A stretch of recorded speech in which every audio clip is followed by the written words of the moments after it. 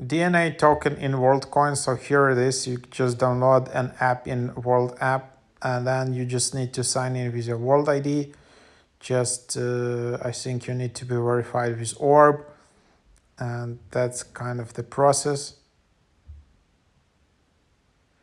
And then you'll just have it here.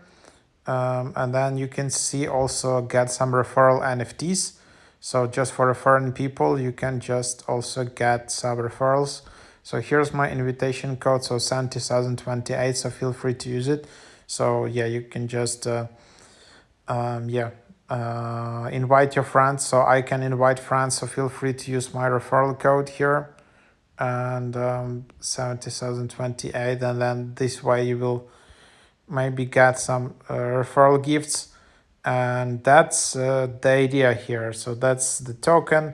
Then there are all the current level. I guess you need to be verified with Orb in the World app to get to this level.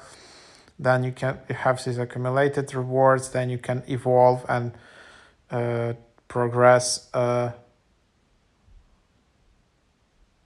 then you can just see here how you can progress, advance to the next level, and unlock greater rewards. So you need to